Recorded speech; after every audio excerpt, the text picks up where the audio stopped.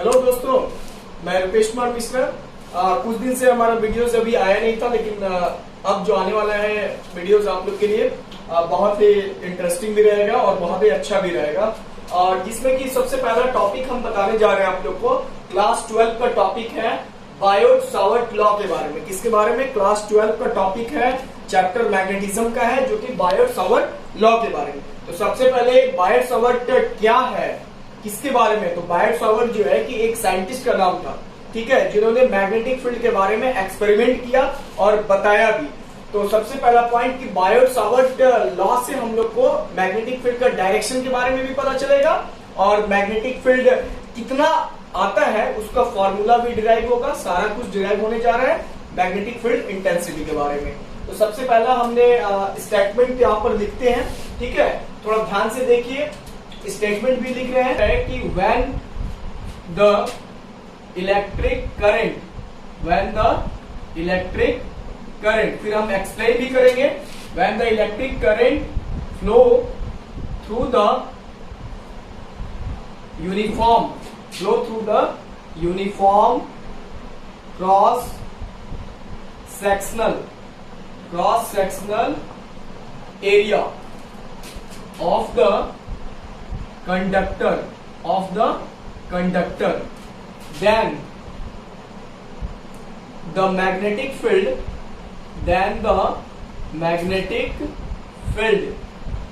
is produced around it. Magnetic field is produced around it. चलो ध्यान दो यहाँ पर कि सबसे पहला पॉइंट क्या है कि when the electric current flow through the uniform cross sectional area of the conductor, then the magnetic field is produced around it. इसका मतलब क्या होगा कि सिंपल स्टेटमेंट है कि जैसे ये कंडक्टर है, ठीक है, इस कंडक्टर में जब हम लोग करंट फ्लो करेंगे तो करंट जब फ्लो करेंगे तो इसको चारों तरफ क्या आएगा, एक मैग्नेटिक फील्ड बनेगा। तो अब कितना मैग्नेटिक फील्ड बनेगा वो हम एक्सपेरिमेंट से आप लोग को बताते हैं। तो सबसे पहला पॉइंट कि एक कंडक्टर यहाँ पर हम बनाएंगे। मान लो ये थोड़ा सा तो इसमें मिटाते हैं, सही नहीं लग रहा है। इसमें हम लोग एक कंडक्टर पहले बनाएंगे, उसमें करंट फ्लो करेंगे। जैसे ये एक कंडक्टर है AB, इसमें जब तो इसके चारों तरफ क्या बनेगा, मैग्नेटिक फील्ड। तो जब मैग्नेटिक फील्ड बनेगा तो एक स्मॉल एलिमेंट्री लेंथ काटेंगे जिसका नाम हमने दिया PQ, और इस लेंथ का वैल्यू क्या होगा, DL। क्या होगा, DL।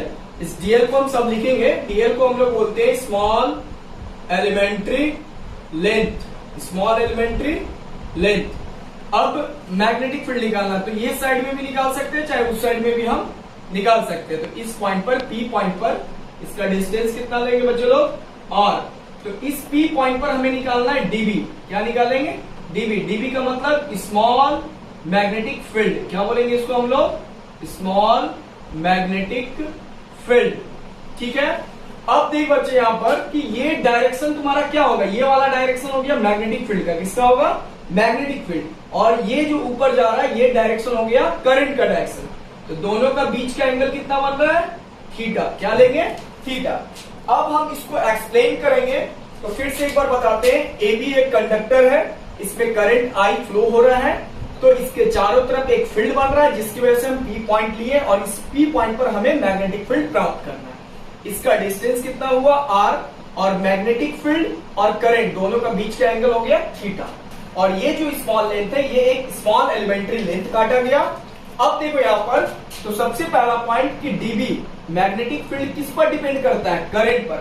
अब देखो तुम लोग थोड़ा दिमाग लगाओ कि अगर करंट का वैल्यू अगर बढ़ता है तो मैग्नेटिक फील्ड भी क्या होगा, बढ़ेगा।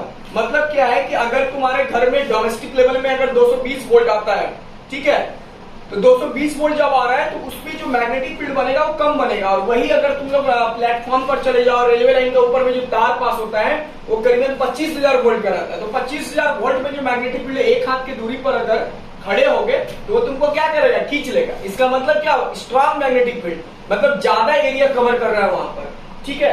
तो मैग्नेटिक फील्ड जो है वो करंट पर भी डिपेंड करता है, डायरेक्टली प्रोपोर्शनल। सेकंड में मैग्नेटिक फील्ड डिपेंड करता है 1/r², दोनों के बीच का स्क्वायर डिस्टेंस। अब देखो यहां पर हमने लिख भी दिया कि स्क्वायर डिस्टेंस पर डिपेंड करता है। उसके बाद थर्ड में डिपेंड करता है एंगल पर, तो एंगल तो डायरेक्ट लेंगे नहीं, उसको हम लोग साइन थीटा लेंगे। अब बोलेगा कि साइन थीटा क्यों लिया जाता है, कारण है। कॉस थीटा अगर लेते हैं तो कितना डिग्री का एंगल बन रहा है, 90 डिग्री, यहाँ तो 90 डिग्री बन रहा है, तो cos 90 का वैल्यू क्या होता है, 0। cos 90 का वैल्यू क्या हो जाएगा, 0। तो फिर हमें मैग्नेटिक फील्ड मिलेगा ही नहीं।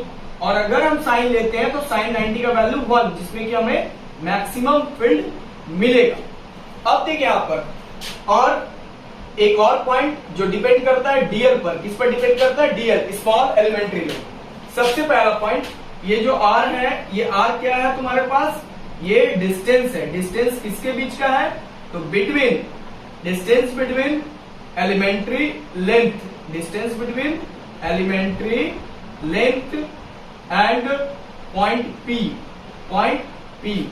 उसके बाद डीएल का मतलब हो गया स्मॉल एलिमेंट्री लेंथ, डीएल का मतलब स्मॉल एलिमेंट्री लेंथ, ठीक है।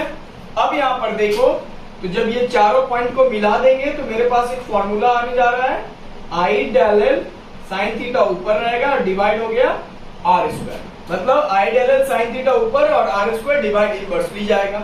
और जब यहाँ प्रोपोर्शनल हटाएंगे तो यहाँ पर एक कांस्टेंट लगाएंगे जिसका नाम है mu naught by 4 pi i del L sine theta by are square.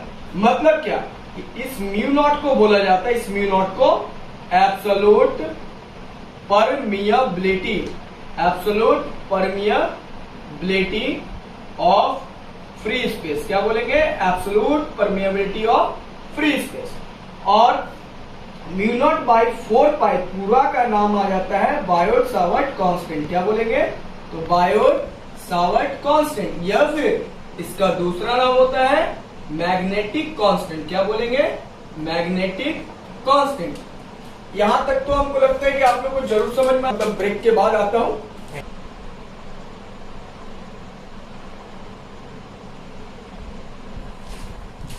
Hello दोस्तों, इसके पहले वाले अपने वीडियो में दिया था बायोट सावर्ट लॉ के बारे में, स्टेटमेंट बताया और उसका एक्सपेरिमेंट दिया आपको मैग्नेटिक फील्ड निकालने के लिए।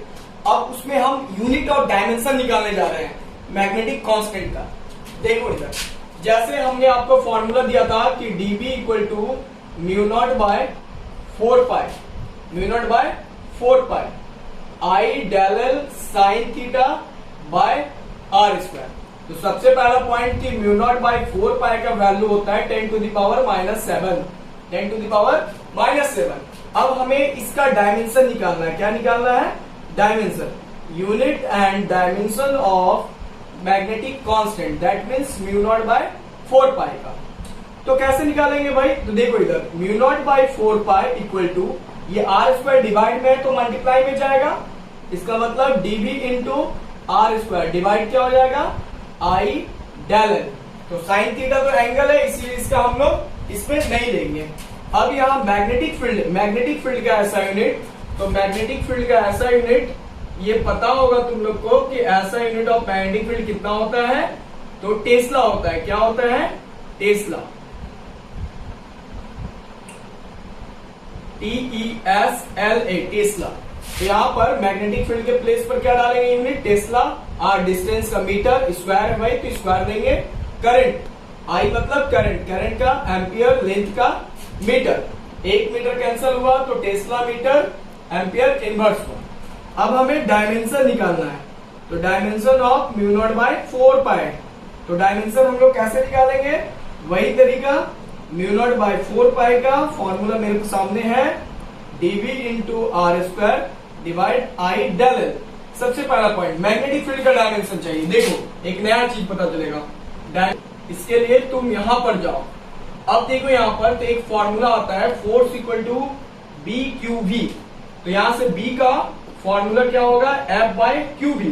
तो एफ क्या है यहाँ पर, फोर्स, फोर्स का डायमेंशन -2, चार्ज का डायमेंशन 80, वेलोसिटी का LT-1, एक एल कैंसिल हुआ, ई भी कैंसिल हुआ, तो एम एम्पियर इनवर्स 1, T-2, ये निकला मैग्नेटिक फील्ड का डायमेंशन। अब यहाँ पर हम रिप्लेस कर देते हैं, तो m ampere inverse 1, T-2 into l square divide current का एम्पियर, लेंथ का एल, एक एल कैंसिल हुआ तो एम एम्पियर ऊपर जा रहा है -2, T-2 और एक एल बचा हुआ, ये तुम्हारा डायमेंशन निकला। और हम एक और पॉइंट यहाँ बताने जा रहे हैं, वेक्टर फॉर्म, अगर वेक्टर फॉर्म में किसी को सीखना है तो वो आराम से सीख सकते हैं। देखो सबसे पहला पॉइंट डीबी, ये तो मैग्नेटिक फील्ड वेक्टर होता है, v0/4 ये तो कांस्टेंट होता है। आई करंट स्केलर क्वांटिटी होता है, इस पर वेक्टर का कोई साइन नहीं लगेगा। डेल एल लेंथ है, इस पर डायरेक्शन है। उसके बाद और तो कोई फंडामेंटल नहीं है यहाँ पर, तो साइन थीटा अगर हटता है तो क्या लगाएंगे, क्रॉस प्रोडक्ट। अब देखो यहाँ पर तो वेक्टर फॉर्म में कैसे लगाएंगे, μ0/4 I del L sine theta by are square.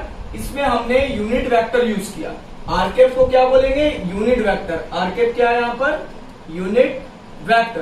तो यूनिट वेक्टर का फॉर्मूला क्या होता है, मैग्नीट्यूड बाय इट्स मैग्नीट्यूड नहीं, दैट मीन्स मतलब vector by its magnitude. Unit vector का फॉर्मूला होता है वेक्टर बाय इट्स मैग्नीट्यूड।